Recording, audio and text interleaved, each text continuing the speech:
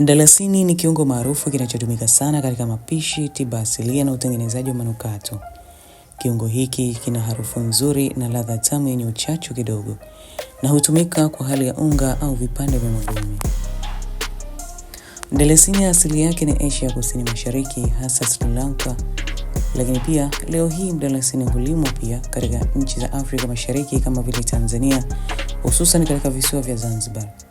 Mti wa mdalasini hustawi vizuri katika maeneo ya kitropik yenye mvua ya kutosha na udongo wenye rutuba. Faida za mdalasini kiafya. Kwanza, hupunguza kiwango cha sukari kwenye damu, ambapo husaidia watu wenye kisukari kwa kuboresha usikivu wa insulin. Lakini pia ni kinga dhidi ya maradhi. Mdalasini una sifa ya kupambana na bakteria na kuzuia uvimbe. Pia kuimarisha mfumo wa mmeng'enyo wa chakula. Hii husaidia kupunguza gesi tumboni na kuharakisha mmeng'enyo. Lakini pia kuimarisha mzunguko wa damu na afya ya moyo. Matumizi ya mdalasini. Kwanza, hutumika katika mapishi, ambapo hutumika kwenye chai, uji, keki, pilau na vyakula vingine vya kitamaduni. Lakini pia hutumika katika tiba asilia. Hutumika kwa kuchanganywa na asali au tangawizi kutibu mafua, kikohozi na maumivu ya koo. Lakini tatu, katika vipodozi mdalasini hutumika katika sabuni, marashi na mafuta ya kupaka kwa sababu ya harufu yake nzuri.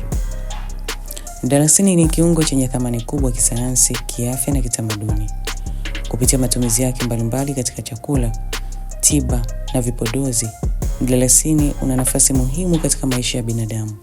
Hata hivyo, matumizi yake yanapaswa kuwa kiasi ili kufaidika bila kupata madhara. Mimi ni Jackie Martin.